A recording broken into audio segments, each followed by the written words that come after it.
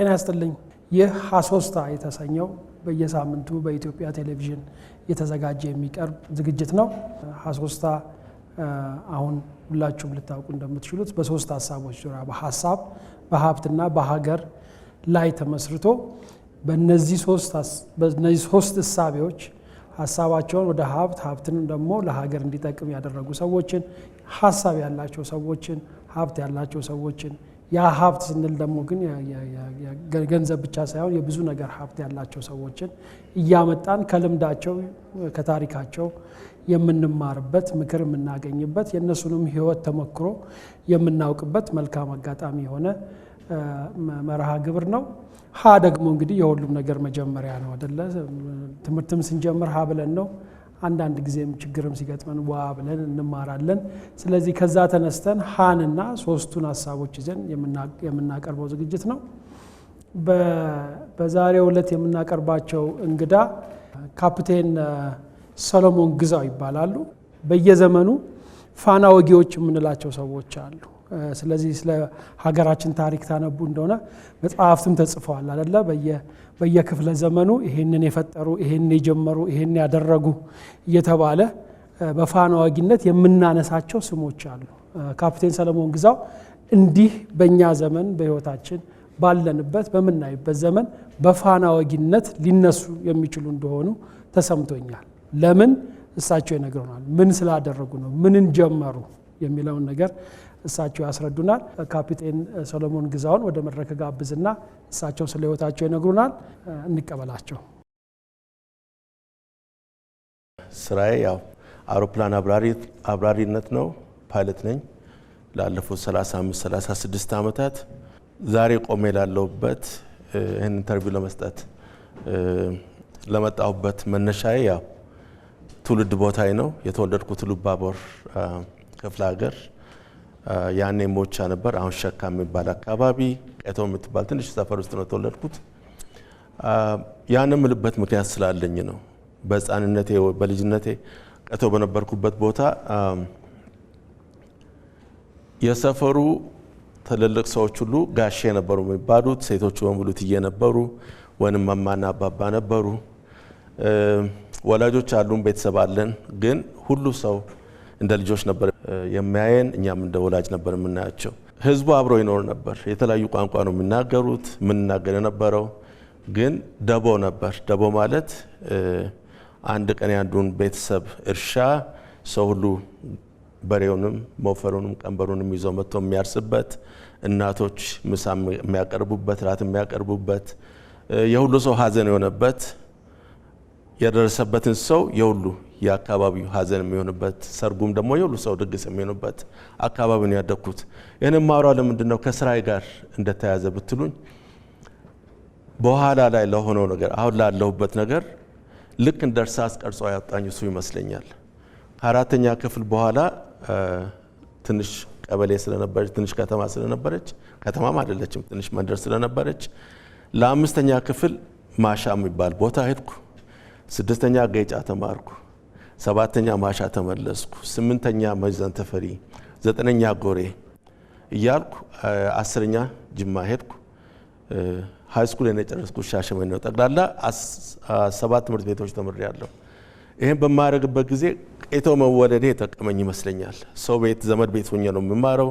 እንደ ዘመድ ልጅ ሳልሆን እንደ አንዱ ልጅ ሆኜ መኖርን አዳፕት ያደረኩት ይመስለኛል። ወይ ደግሞ የለመድኩት ወይ ደግሞ የለበስኩት ማንነት ይመስለኛል። ከልጅነት ጀምሮ አውሮፕላን ሳላይ ድምጹን እየሰማሁ አውሮፕላን ወድ ነበር። ማጋዚን ላይ መጽሔት ላይ ያየው መጽሐፍ ትምህርት ቤት ውስጥ እያየውና መኪና ማየሁት በ11 ዓመቴ ነው።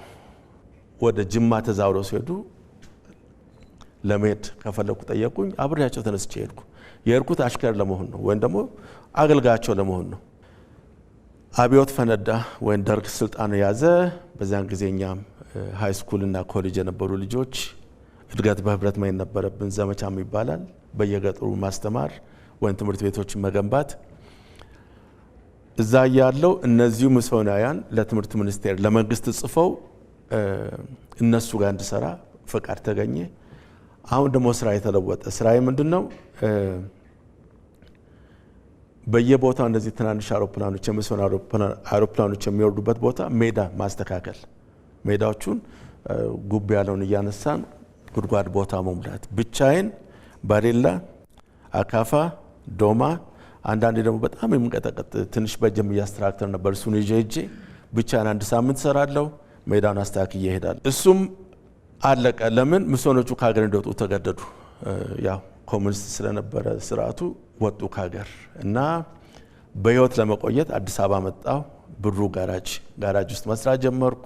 ድሮን ፈረንጆቹ ጋር የምሰራው ሳላስብ አሁን ጋራጅ እንድሰራ እድል ሰጠኝ። ያው ፋራ ስለነበርኩ አልሰርቅም፣ አልዋሽም። ጋሽ ብሩ በጣም ወደደኝ። ብሩ ጋሽ ሽብሩ ሳንሽ ብሩ ሽብሩም ወንድም አለኝ። ጋሽ ብሩ በጣም ስለወደደኝ የዘመድ መኪና ቀለም ቀብተው ታክሲ እንድሰራ አደረጉኝ አዲስ አበባ። ከዛ በኋላ ነገር እየከረረ በጣም ብዙ ወጣቶች ይገደሉ ነበር እና ያለ መሸሽ ሻሸመኔ ወንድሜ ዶክተር ሽብሩ ጋር ሆኖ ለመማር ሻሸመኔ ሄድኩ። እዛም ትንሽ የጭነት መኪና ያዝኩ። ድንች፣ ስኳር ድንች፣ ሸንኮራ አገዳ ወደ የዝዋይ፣ ዲላ፣ አዋሳ ማመላለስ ጀመርኩ። እዛ ያለው ነው እንግዲህ አሁን ታሪኬ በደንብ የሚጀምረው እዚህ ጋር ነው። እህቴ ለምን ጓደኞችን ፈረንጆቹን ጠይቃ አሜሪካ አትሄድም ማለት ነገር ስኮላርሺፕ ለምን አትጠይቃቸው ማለት አይመለከታቸውም ነበር መልስ ሰጠዋት።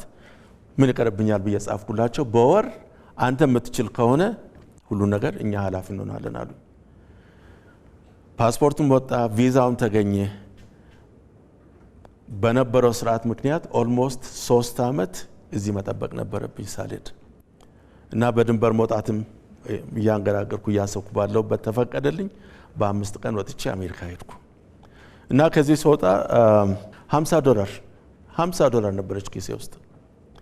$50 ይዤ ወጣሁ። እዛ ሄድኩ። የመጀመሪያው 6 ወር 8 ወር ከተማርኩ በኋላ አንድ ሀሳብ መጣልኝ። እንዴ እነዚህ ሰዎች አብሬያቸው ሰራው፣ አብሬያቸው ኖርኩ እንጂ እኔን አይመለከታቸውም እኔ ህይወት። ስለዚህ ለምን ራሴን ሰርቼ አላስተምርም? እድሉ ካለኝ ሚስት አለችኝ፣ ልጅ አለኝ፣ ኃላፊነት የለብኝም። ለምን ራሴን አላስተምርም? እየሰራው ብዬ ስራ ጀመርኩ። ስራ የጀመረው በሳህን ማጠብ ነው እዛ ኮሌጅ። በኋላ ምግብ ማቅረብ ጀመርኩ። እያለ በየክረምቱ ተማሪዎች ለቀው ሲሄዱ ህንፃዎቹን ቀለም መቀባት፣ እቃ ማጓጓዝ፣ እንደዚህ አይነት ስራዎችን ጀመርኩ። ትምህርት ጀመረ። ከዛ በኋላ ደግሞ የኮሌጁ ብዙ መኪናዎች አሏቸው፣ አውቶቡሶችም ሚኒባሶችም እና እነሱን ማጠብ እነሱን መጠገን። ብሩ ጋር ጀመርኳት፣ ጋሽ ብሩ ጋራጅ ጀመርኳት ነገር እዛም ረዳችኝ። እንደዛ እየሰራው ሌላ ሀሳብ መጣልኝ። አዲስ ሀሳብ አይደለም፣ ከልጅነት የጀምሮ አውሮፕላን ወዳለሁ። ለምን ራሴን አላስተምርም? ምክንያቱም ከፍሎ መማር ይቻላል አሜሪካ አውሮፕላን። ደግሞ ደህና ርካሽም ነበር። የምሰራትን ገንዘብ አላጠፋም፣ ትምህርት እማራለሁ። ቅዳሜና እሁድ እድል በተገኘ ቁጥር እሷን እያወጣው 1-2 ሰዓት እየተማርኩ ፕራይቬት ፓይለቴን ያዝኩ። ከዛ በኋላ ለምን አልቀጥልም የሚል ጥያቄ ሲመጣ ሞር ገንዘብ ያስፈልገኛል። ስለዚህ ሞር ስራ መስራት ነበረብኝ። እዛ መኪና ማጠብና መጠገን ብቻ ሳይሆን መንዳት ጀመርኩ። የአውቶቡስ መንጃ ፈቃድ አወጣው። የትምህርት ቤቱን ተማሪዎች ለስፖርት ውድድር 4፣ 5፣ 6፣ 7 ሰዓት እየነዳው መሄድ ጀመርኩ። አሁን አውቶቡስ ስለምነዳ የቱር አውቶቡሶችን የመንዳት እድል አጋጠመኝ።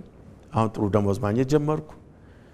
ግን ለምፈልገው ዓላማ በቂ አልነበርም። ኮሌጅም ከፍዬ በረራም ከፍዬ ራሴም ኖሬ ሰዓት ታመጣላት በሉኝ አላቅም። ስለማላቅ እሰራለሁ። በቃ ለምፈልገው ነገር ማንም የለኝም፣ እንድኖረኝም አልፈልግም። ኢትዮጵያም ያልጀመርኩትን አሜሪካ ሄጄ አልጠብቅም። ትምህርት ቤት መኪና እያጠብኩ፣ አውቶቡስ እየነዳው፣ ትምህርት እየተማርኩ፣ ፋብሪካ ደግሞ ሴኩሪቲ ጋርድ ስራ ጀመርኩ። ቅዳሜና እሁድ ከትምህርት ቤት ውጪ ማለት ነው። ሴኩሪቲ ጋርድ ስላችሁ FBI ወይም ደግሞ CIA ሆንኩ እንዳይመስላችሁ፣ ዘበኝነት ማለት ነው። ይከፍሉኛል። እዛም ትንሽ 1-6 ወር እንደሰራው ስራዬን አይተው ታማኝነቴን አይተው ፋብሪካ ውስጥ የሙሉ ጊዜ ስራ ለመጀመሪያ ጊዜ ሰጡኝ። እየተማርኩ ከ9 ሰዓት እስከ 5 ሰዓት ማታ መደበኛ ደሞዝ ማግኘት ጀመርኩ፣ ጥሩ ደሞዝ። በዛ ምክንያት ትምህርቴን ሙሉ ለሙሉ መማር ጀመርኩ። የበረራውንም ኮሌጁንም ማለት ነው። አየር መንገድ ለመግባት እድል አገኘሁ። ደብዳቤም አሁንም አለኝ አስቀምጫለሁ ለሱ ለማስታወሻ። ግን እኔ የፈለግኩት የእርዳታ አውሮፕላኖችን መብረር ነበር። ያየኋቸው ሚስዮኖች መውለድ ያቃታቸውን ሴቶች ሲያመላልሱ አይቻለሁ። ዶክተሮችን፣ አስተማሪዎችን፣ የእርዳታ ድርጅቶችን ያን ነው መስራት የፈለግኩት እና እነሱ ጋር ደግሞ ለመግባት ሌላ ትምህርት ያስፈልገኛል። የአውሮፕላን ጥገና መካኒክ መሆን አለብኝ። እየሰራው ነው፣ ብር አለኝ። እሱንም ገብቼ ተማርኩ። ኮሌጅን ጨረስኩ። አሁን ትርፍ ጊዜ አለችኝ። መካኒኩን እየተማርኩ ከሰዓት በኋላና እስከ ማታ ድረስ ፋብሪካ እየሰራው ጨረስኩ። እሱንም አመለከትኩ። ስራውን ማገኘሁት። ወደ ሄይቲ ሄድኩ። ሄይቲ የሚባል ሀገር ካሪቢያን ውስጥ ከሄይቲ መልስ ተዛውሬ ወደ ዩጋንዳ መጣሁ። ምስራቅ አፍሪካ አካባቢ ብዙ ከሰራው በኋላ በ15 ዓመቴ ኢትዮጵያ የመመለስ እድል አገኘሁ። ኢትዮጵያ መጥቼ ትንሽ እንደሰራው ረፍት ነበር። ከዛ ተመልሼ በቃ ተረጋግቼ እየሰራው ባለሁበት ይዞኝ የመጣው ድርጅት ከሀገር እንዲወጣ ተጠየቀ። አሁን ነው ፈተናው። ለምን ኢትዮጵያ በነበርኩበት ጊዜ እንደ ዲፕሎማት ነው የምኖረው። 2 መኪና ተሰጥቶኝ፣ ቪላ ተከራይተውልኝ፣ ውጪ ተከፍሎኝ በጣም ሁሉ ነው። ልጆቼ ትልቅ ትምህርት ቤት ተምረው እንደዚህ አሁን ይሄ ድርጅቱ ሲዘጋ ምርጫ ሰጡኝ። 3 ሀገር አለ፣ እነዚህ ሀገሮች መሄድ ትችላለህ ስባል አሰብኩና አልሄድም አልኳቸው። ምክንያቱም በዛን ሰዓት ምንም ምርጫ አለኝም። ኢትዮጵያ ውስጥ ያለውን ድርቅ ነበር። ምስራቅ ኢትዮጵያ ውስጥ የምንሰራው ስራ ከሚስዮኖቹ ሚስዮን ድርጅት ነበር። እሱም በጣም ትልቅ ስራ ነበር ኢትዮጵያ ውስጥ የነበረው። የኢኮኖሚ ውድቀት፣ የሚሰሩ ስራዎች፣ የስደተኞቹ ብዛት፣ ያንን መስራት እየቻልኩ ድሮም መካኒክ ነኝ፣ ድሮም ፓይለት ነኝ። ማኔጅመንት አልሰራሁም። በቀና ከሰራው ለምንድን ነው እኔ መስራት የማልችለው? አንድ ትንሽ ችግር የነበረችው ገንዘብ ነው። ገንዘብ አልነበረኝም፣ ግን ትልቅ ህልም አለኝ። ህልሜን ይዤ ተነሳው እና ፈረንጆቹ ምን አሉኝ? ሲያሾፉብኝ ነው እነሱ። አይ ይሄማ ሀገር ነው፣ ፍቃድ ካገኘ እንደማላገኝ ስለሚያውቁ ማለት ነው። ፍቃድ ካገኘ እኛ አውሮፕላን እንሰጣለን በብድር ተባልኩ። ግድ የለም አልኩ። በአንድ አመት እንኳን አገኛለሁ ያላልኩትን ፍቃድ በ3 ወር ውስጥ እግዚአብሔር አሳካልኝ። ፍቃዴን ይዤ ሄድኩ። ከራሴ ጓደኞች ከኔ ጋር ይሰሩ ነበሩ፣ ሌሎች ፓይለቶች፣ መካኒኮች፣ የድርጅቱ ባልደረቦች። ትልቅ ፈተና ገጠመኝ። እንዴት ለአንድ አፍሪካዊ በዶኔሽን የመጣ አውሮፕላን በብድር ይሰጣል? በዚህ ላይ ደግሞ አይችሉም፣ በቃ ይከሰክሰዋል፣ ያጠፋል፣ እንደዚህ ያደርገዋል ተባሉ። እኔ ያውቁኛል፣ ዘመድ ቤት ሆኜ የተማርኩ ከምላችሁ ነገሮች ሁሉ ስራ ስትሰጠኝ ለሽልማት አልሰራም፣ ስለምወደው ነው የምሰራው። በቃ 3 እፈልጋለሁ ካላችሁ 3 ተኩል ሆነ 4 ካላረኩት አልረካም። ለራሴ ነው የምላችሁ። ከየት አመጣው አላውቅም። ጥሩ ለመሆን አይደለም ወይ የተማርኩት ነገር አይደለም፣ ግን እግዚአብሔር በውስጥ ያስቀመጠው ነገር ነው ብዬ ነው የማስበው። ያን ሰርቼ ጨርሼ ውል ተዋውለን ከ8 ወር በኋላ የመጀመሪያውን አውሮፕላን ይዤ መጣ።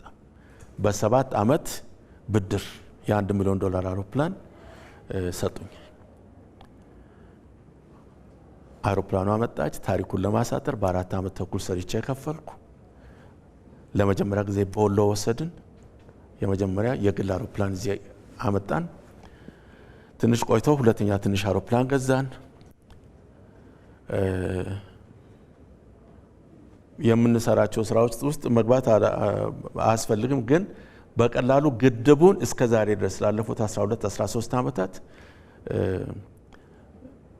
ላለፈው 3-4 ዓመታት ብቻ ሌሎች እየመጡ የረዱ ናቸው። ግን እስከ ዛሬ ድረስ እኔ ነኝ ግድቡን እንኳን ሰርቼ ያስጨረስኩት። ለኔ ትልቅ እንትን ነው፣ ለትልቅ ክብር ነው፣ ለሀገሬ ሰራው ከምላቸው ነገሮች። ከዛ ሁሉ በላይ ግን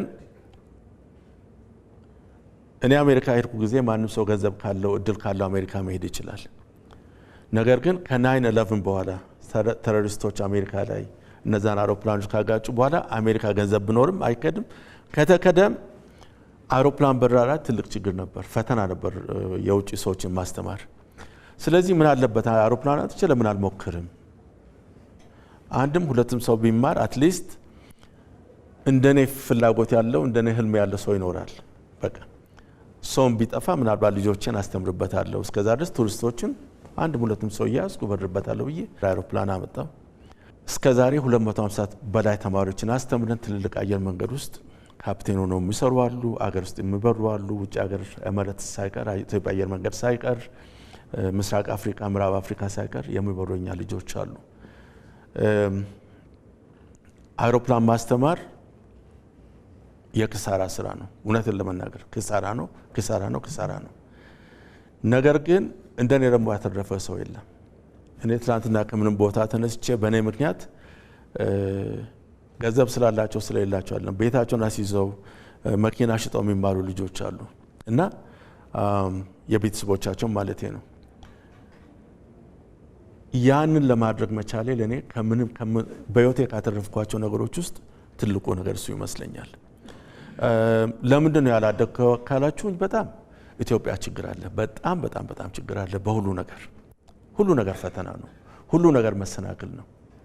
ግን ብዙ ሰው የማይረዳውና መናገር የማይፈልገው በተለይ ውጪ የሚኖሩ ሰዎች መናገር የማይፈልጉት ኢትዮጵያ ብቻ ሳይሆን ዱባይም ያ ችግር አለ፣ እንግሊዝ ሀገርም አለ፣ ጃፓንም አለ፣ አሜሪካም አለ፣ ሁሉ ቦታ አለ።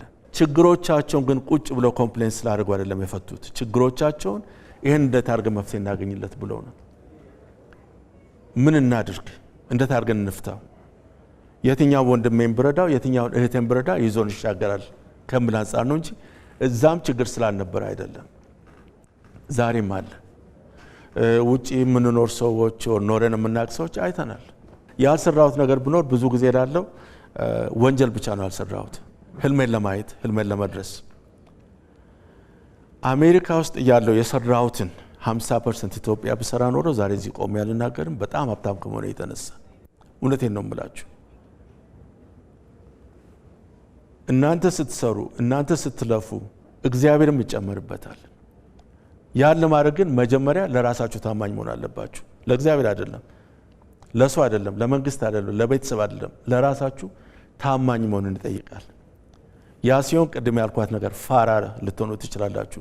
የማይገባችሁ ነገር አታካብድ ይባላል ለዚህ ሀገር። አንዳንዴ ነገሮችን አካብዶ ማየት ጥሩ ነው። ዛሬ የመጨረሻ ቀናችሁ ቢሆን እዚህ ምድር ላይ ምንድነው የምታደርጉት? የወደቀን ለማንሳት ለሀገራችን አንዲት ነገር ጥለን ለማለት ነው የምንፈልገው። ምንድነው የመጨረሻ ቀናችን ቢሆን?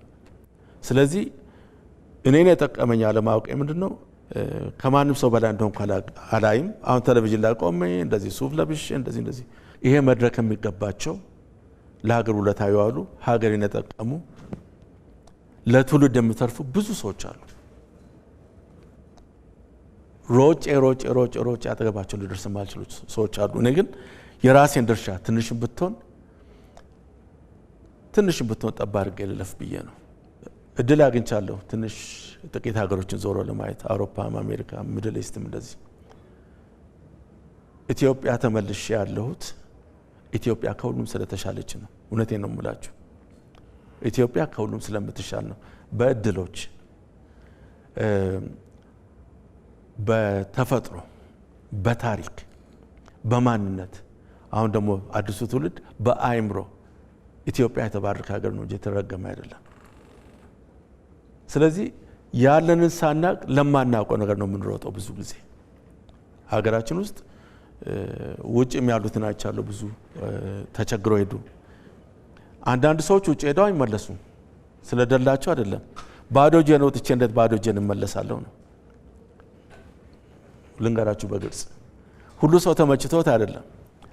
ሁሉ ሰው ደግሞ እንደምባለው እንደምትሰሙት በቲክቶክ እንደምታዩት የወደቀ ህይወት ያለው ብቻ አይደለም። ናሳ ውስጥ ሳይንቲስቶች አሉ። የተባበሩት መንግስታት ውስጥ ብዙ የሚመሩ ሰዎች አሉ ኢትዮጵያውያን። እጅግ የሚገርሙ ስፔሻሊስት ሆኑ ዶክተሮች አሉን። በተራ ወረፋ አስጠብቀው ፈረንጅ ሀገር ኢትዮጵያውያን አሉ ይሄን የሚያደርጉ ዶክተሮች። ፓይለቶች አሉ ምርጥ ቤስት ተባሉ። አሁን ቅርብ ጊዜ አንድ ጓደኛ ወንድሙ ጡረታ ወጥቶ የፈለከውን ብር እንከፍልሃለን፣ የፈለከውን አኮሞዴሽን እንሰጣለን፣ በሳምንት 3 ቀን ብቻ ናና ካፕቴኖቻችንን ትንሽ አስተምርልን። ኢትዮጵያዊ ነው። ጡረታ ላይ ብዙ ሺህ ዶላሮች ያገኛል በወር። ይህ ሰው እገሌ ሳይሆን ኢትዮጵያዊ ነው የማናውቀው ነው። የራሳችንን ዋጋ ሳናቅ ሁሉ ጊዜ የሌላው ዋጋ ነው የምናዋደው። ራሳችሁን አትናቁ። እኔ ትልቁ ነገር እሱ ነው። እኔ ከነበርኩበት ተነስቼ ዛሬ እዚህ ለደረስኩበት ትልቅ ስኬት 100% ከ100% በላይ ስኬት አግኝቻለሁ። ግን ላደርግ ከምችለው ደግሞ ምናልባት 20% አልደረስኩም ገና። እኔ ዛሬ ባለሁበት ቢያንስ ምስራቅ አፍሪካን እስከ ምዕራብ አፍሪካ ድረስ አውሮፕላኖችን አየር መንገዶችን መብረር የሚችል ሰው ነኝ። ማስበረር የሚችል ሰው አቅሙ አለኝ፣ እድሉም አለኝ። ግን ኢትዮጵያ ውስጥ ከባድ ነው ነገሮች። ግን ደስ የሚለኝ ምንድነው እኔ ባልችል እናንተ አላችሁ ልጆች ያሉ ከኔ መቀጥለው እኔ ደግሞ ያልነበረ ነገር ወደዚህ ካደረስኩ ከነበረበት ደግሞ አሻሽሎ መጣት ትውልድ እንዳለ አውቃለሁ። ስለዚህ የራሴን ዘር ዘርቼ ማለት ነው የምፈልገው። ስለ ዘር ካነሳው አይቀር በምታደርጉት ነገር በሙሉ የት ምን እንደምታደርጉ አስቡ።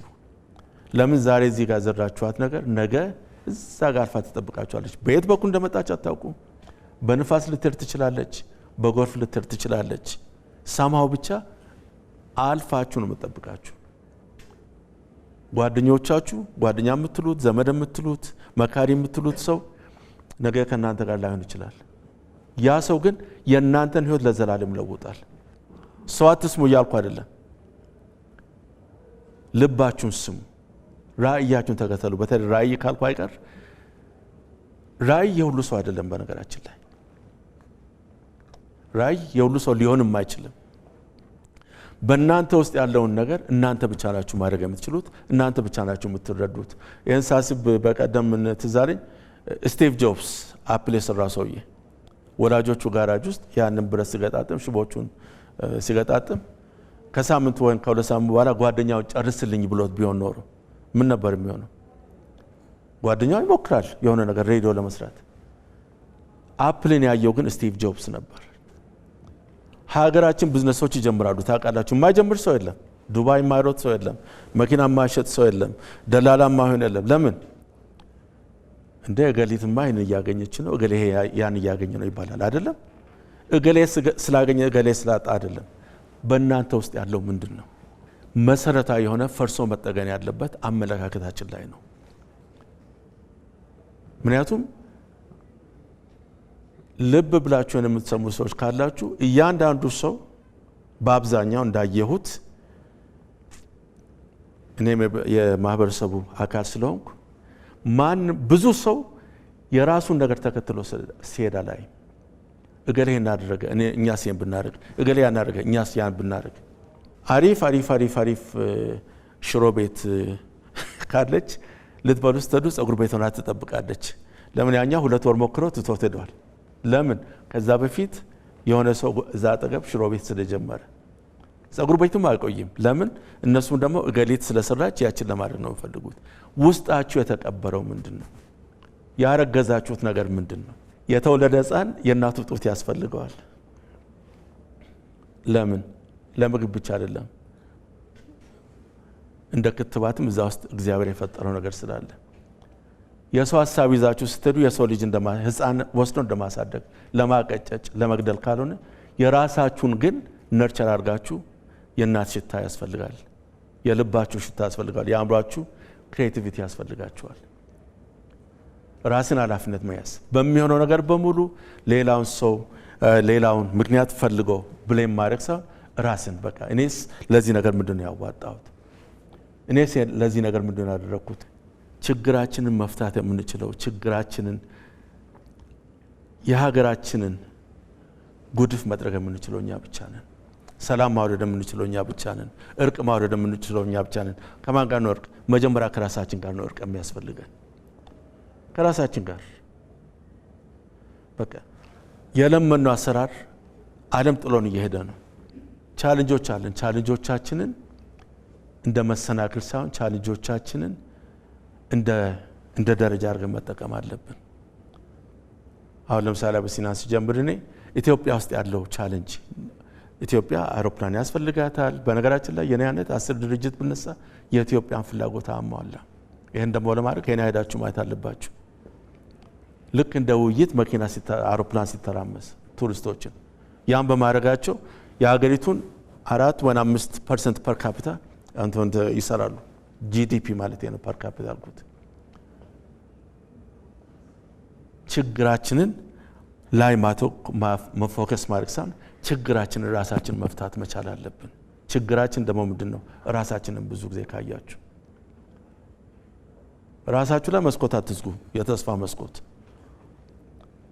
ሌላው ሄደን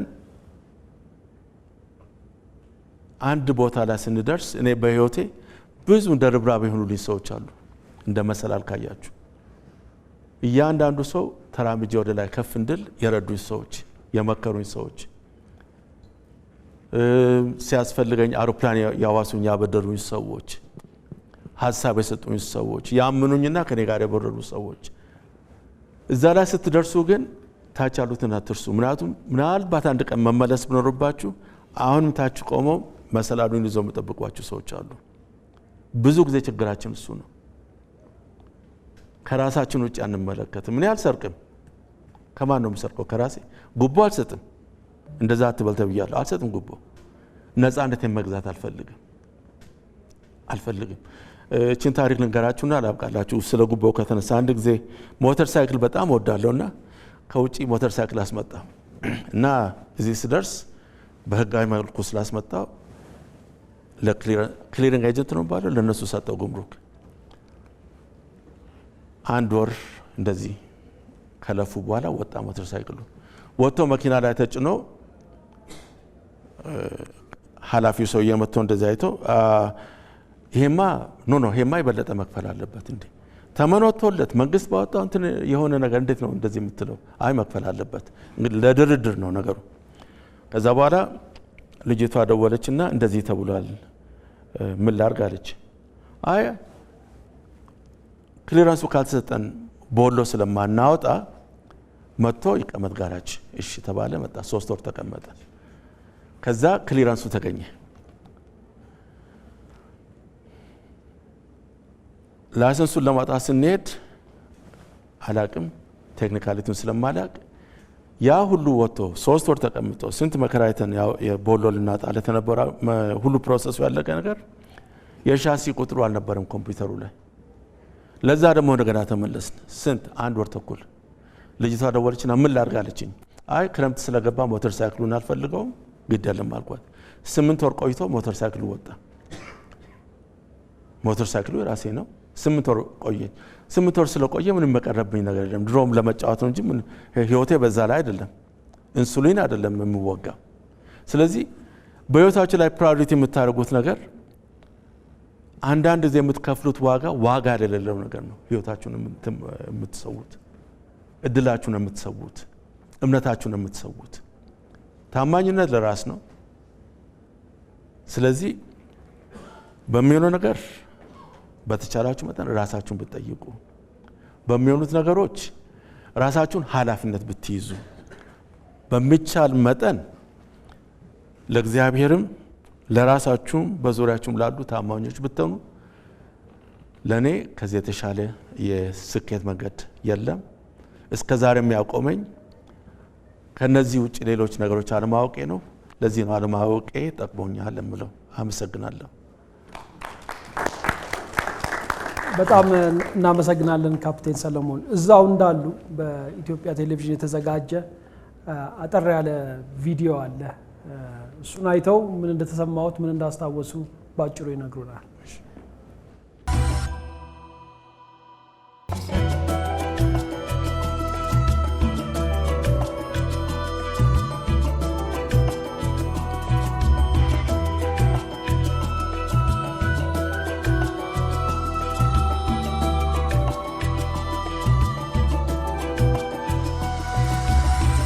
ካፕቴን ሰለሞንን ከረጅም ጊዜ ጀምሮ አውቀዋለሁ። አላማውን ለማስተካከል ሌት ተቀን የሚሰራ ግለሰብ ነው እና ብዙ ለጥንካሬው መንስኤ የሆኑ ነገሮች ብዙ ነገሮች ሊኖሩ ይችላሉ። በጣም ትሁት ነው፣ ሰው አክባሪ ነው፣ ሁሉንም በእኩልነት የሚያይ ነው። እሺ ካፕቴን ሰለሞን ምን ተሰማ? የምገባኝ አይደለም። በቃ ደስ ከሁሉ በላይ እንኳን አያችሁ በበሬ እያረስኩ ከነበረበት ለመጀመሪያ ጊዜ ምስሎቹን የታወቁበት ጊዜ ነበር ያኔ ለመጀመሪያ ጊዜ። ያን ቀን ጠዋት ያ ፎቶ እንዴት እንደተነሳ ማዳቅም። ከዛ በላይ ግን ከ40 ዓመት በላይ ከኔ ጋር 38 ዓመት ከኔ ጋር ቆየ ፎቶ ነው። እንዴት እንደቆየ ማዳቅም። ለዚህ ነው ነገሮችን ማላካብደው። ከዚህ አይነት ቦታ ከዚህ አይነት ሁኔታ እግዚአብሔር ብቻ ነው የሚያወጣ። ከዛ ውጭ ደግሞ እግዚአብሔር ጎትቶ አያወጣም። በነገራችን ላይ አውቄ እንደሄ እቅድ አውጥቼ አሁን እናንተ እንደምታደርጉት ምናልባት ባረግ ደስ ይለኛል። ግን እኔም ማውቃት አንድ ነገር ምንድነች የማረገውን ነገር በታማኝነት መስራት እወዳለሁ። ስራን እንደ ግዴታ ሳይሆን እንደ ኃላፊነት እንደ ስፖርት ነው የማየው። ስፖርተኞቻችን ለምሳሌ ሻለቃ ኃይልን ብንወስደው ኬንያዊና ሻለቃ ኃይል ሲሮጡ የነበረችውን ስፕሊት ሰከንድ ብዙዎቻችን እኔ ስንት ሰው እንደተጎዳ አላውቅም በሱ እኔ ዛሬ ማስታወሳለሁ ሲጮ ማሸነፉ አላ አይደለም። ግን እነዚህ ሰዎች እኛ የምንበላውን አይበሉ፣ እኛ የምንተኛውን ሰዓት አይተኙም፣ እኛ የምንለብሰውን አይለብሱም፣ እኛ የምንሄድበት አይሄዱም እየፈለጉ እያማራቸው። አንዳንዶች ከመዝናናት ወደ ቤታቸው 6 እና 8 ሰዓት ሲመለሱ እነዚህ ሌሊት ወጥተው ነው የሚሮጡት። ዋጋ ከፍለው ነው እዛ የሚኖሩት። ብዙ ጊዜ ስለ ውጭ ስለምንኖር ኢትዮጵያን ተናግሬ ያለው አገርም ውስጥ ያሉት ሰዎች ወጣቱን ጄኔሬሽን ሪቦኑ ነው የሚያሳዩት። የሩጫውን እንዴት አድርገህ በጥሰህ እንደምትወጣ ብቻ አይደለም፣ በጥሶ ለመውጣት መጀመሪያ መበጣጠስ አለ እዛ በኋላ። እሱ ነው ሰው መረዳት ያለበት። ሽንት ቤት ለመጥረግ ፈቃደኛ መሆን አለበት። እና አትናገር ተብዬ አንድ ጊዜ ለምንም አልናገረው አልኳቸው። እኔ ላይጠቅም ላይጎዳም ይችላል፣ ግን እዛ አውቶቡስ በምንሰራበት ጊዜ የነበርኩበት ከተማ በዓል አለ። ከ1 ሚሊዮን ከ2 ሚሊዮን በላይ ህዝብ ይመጣል። የሚመጡት ደግሞ በቅንጦት አውቶቡስ ነው። እነዚህ አውቶቡሶች ሽንት ቤት አላቸው። ከተማ ውስጥ የሽንት ቤት ማራገፊያ የነበረው የኛ ቅድም ያልኳችሁ ጋራጅ ብቻ ነው። ስለዚህ በዚህ በኩል አውቶቡስ ይገባል። በዚህ በኩል አንዱ ጓደኛዬ ውሃ ያቀብላል። ሌላው ሶስተኛው ልጅ ዘሎ ሄዶ ከፍቶ መኪናውን አውቶቡስን አጥበን ኬሚካል አድርገን አውቶቡስን እንሸኘዋለን። ያን ስናደርጉለን 20 30 40 50 መኪና እንትን ብለን ብዙ ብር ስለምከፈል ኃላፊያችን ማታ ፒትሳ ግብዣ ነበር የሚያደርግልን ሽንት ስናራግፉልን ማለት ነው። ሽንት ቤቱን አጥቤ ነው ተማርኩት ሰው የሆንኩት እዚህ የደረስኩት። እና ለወጣቱ መናገር የምፈልገው በጣም ሰራተኛ በጣም ጭንቅላት ላላቸው በእውነት ለተባረኩ አይምሮች ማስተማር የምንችለው ስራ ክቡር ነው። እኔ ዛሬ መስራት ብኖርብኝ ግዴታ ቢያስገድደኝ ሌላ ፓይለት ባልሆን አሁን ባለበት ሁኔታ ባልሆን ሰው ቤት ገብቼ እንጀራ ሰርቼ ወጥ ሰርቼ ህፃን ይዤ መኖር እችላለሁ ስለምችል ነው። ያላንዳች ማገራገር ያው ምን ለሰው አልነግርም። ትሬድ ማርኬን ጫማ እንዴት አድርጌ 100 እና 500 ብር እንደማገኝ አውቃለሁ ዛሬ እየሰማችሁኝ ይሆናል። ስለዚህ እዛ የሚከበር ስራ ኢትዮጵያ ውስጥ የምናውቅበት ምክንያት የለውም እና ከሰራን የትም እንደርሳለን። ኢትዮጵያን በጣም ወዳለሁ። ያውንስ መዝሙር የጻፍኩት ሄቲ ያለው ነው። ሌሊት 8 ሰዓት ተነስቼ ያለቀስኩ አገር ናፍቆት መሰለኝና ኢትዮጵያን አስባት የሚል ነውና ኢትዮጵያ ለኔ እግዚአብሔርን አመሰግናለሁ ኢትዮጵያ ስለሆንኩ። በዚህ ልጨርስ። እሺ በጣም እናመሰግናለን። በጣም አስተማሪ ታሪክ ነው ያላቸው ካፕቴን ሰለሞን። ያጋሩንን የህይወት ታሪክ ልምድ እየሰማው በጭንቅላቴ ከመጡ ጥያቄዎች መካከል አንደኛው አሁን ከሰማው ውስጥ የካፕቴን ሰለሞን ሀብት ምንድን ነው? ምክንያቱም ሀሶስታ ሀሳብ ነው፣ ሀብት ነው፣ ሀገር ነው። ሀብት ምንድን ነው ብትሉኝ ደጋግመው ያነሷቸው ቃላቶች አሉ። 1-4 የሚሆኑ ቃላቶች። አንደኛው ስራ ነው፣ ሁለተኛው መታመን ነው፣ ሶስተኛው ትህትና ነው፣ አራተኛው ደግሞ ሁሉንም ነገር እንደ መጨረሻው አድርጎ መስራት ነው የሚል ነው። ይሄ ትልቁ ሀብታቸው ነው። የአቢሲኒያ ፍላይት ሰርቪስስ ወይም የአቢሲኒያ አቪዬሽን ትልቅ ነገር ነው። በጣም በፋና ወጊነት ምንም ነገር ካለመኖር መፍጠር ትልቅ ስኬት ነው፣ ትልቅ ሀብት ነው በራሱ ማለት ነው። ግን የግለሰቡ ሀብት ግን የመጀመሪያውና መነሻው መታመን ነው። መታመን ማለት ለራስ ያሉት ሀሳብ አለ። ለራስ መታመን ሰው ስላወቀ ስላላወቀ ስለኖረ ስላልኖረ ሳይሆን እኔ የሚገባኝ ይሄ ነው የሚል መታመን አላቸው። ሁለተኛ በጣም ተደጋግበው ያነሱት ነገር የሚሰሩትን ስራ በመታመን መስራት የሚለው ነው። ያ ትልቅ ሀብት ነው፣ በጣም ትልቅ ሀብት ነው። ይሄን ሁሉ ሰርተው ትህትናቸው ባይናገሩትም ከንግግራቸው ከታሪካቸው እኔ የለበትም ታሪክ ውስጥ እኔ የተሻለ እኔ እንዲህ አይነት ሰው ስለሆንኩ ነው የሚል የለበትም። እኔ በታሪክና በቦታ በአጋጣሚ በጊዜ በተወለዱበት ቦታ የገጠማቸውን የህይወት እውነታ ከሌሎች ጋር በመሆን ያለፉ ሰው መሆናቸውና ያ ምን ያህል እንቅፋት እንዳልሆነባቸው ግን ብርታት እንደሆነባቸው በንግግራቸው ውስጥ ትህትናቸውንም አመላክተውናል። ሌላ ያነሱት በጣም መሰረታዊ ሀሳብ ሁሉንም ነገር እንደ መጨረሻው አድርጎ መስራት የሚለው ነው። ሁሉንም ነገር እንደ መጨረሻው አድርጎ መስራት የሚለው እንደ ሁሉ ነገር እንደ መጨረሻው አድርጎ መስራት እያንዳንዳችን ያንን ብንሰራ በየትኛውም የህይወት አጋጣሚ ውስጥ የሚገጥመን ነገር መልካም ነው የሚሆነው፣ ሀብት ነው የሚሆነን፣ ለሀገር የምንጠቅም ነው የምንሆነው። ሀሳባችንም ከዛው የሚመነዘር ነው። ምክንያቱም ሀሳብ የሁሉም ነገር መጀመሪያ ስለሆነ ሀሳባችንም ከዛው የሚመነዘርና የሚወጣ ነው።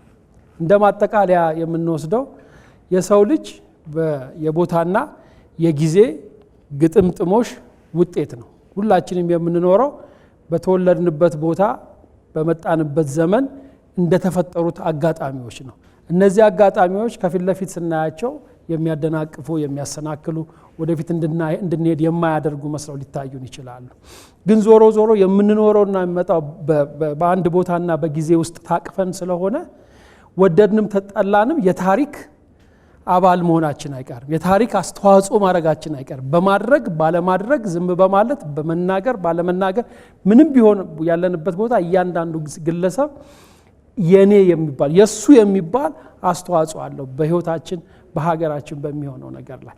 በዚህ ውስጥ ፋና ወጊ ሆኖ መውጣት በጣም ትልቅ ነው፣ በጣም ትልቅ መታደል ነው። ቅድም እንዳልኩት ሀብት ይፈልጋል። የመታመን ሀብት፣ ስራን የመውደድ ሀብት፣ ስራን ያለመናቅ ሀብት፣ ትህትናንና ሁሉን ነገር እንደ መጨረሻው አድርጎ መስራት የሚለውን ይፈልጋል። ከዛ በተጨማሪ ግን እያንዳንዱ ሰው በየዕለቱ የሆነ ላለው ታሪክ አስተዋጽኦ እያደረግን እንደሆነ እንድናስተውል ያደረገ አቀራረብ ነው ካፒቴን ሰለሞን ያቀረቡልን። በጣም አድርገን እናመሰግናቸዋለን። በኢትዮጵያ ቴሌቪዥን በተመልካቾቻችን ይህን በሚከታተሉ ሁሉ ስም በጣም አበክሬ ላመሰግናቸው እወዳለሁ። የምንዘጋው ኢትዮጵያን አስባት ብለዋል። ልክ ነው፣ ፈጣሪ ኢትዮጵያን ያስባት፣ ግን ደግሞ እኛም እናስብላት። ከካፒቴን ሰለሞን ንግግር የተማርነው አዎ ፈጣሪ የሚያደርገው አለ፣ ግን ሰው ደግሞ ድርሻ አለው እና የጋራ ከሳቸው ወስደን እኛም ለራሳችንም ለሀገራችንም እናስብ ማለት ነው። በጣም አመሰግናለሁ። ሀሶስታ በዚህ ተጠናቋል ዛሬ። ጤና ይስጥልኝ።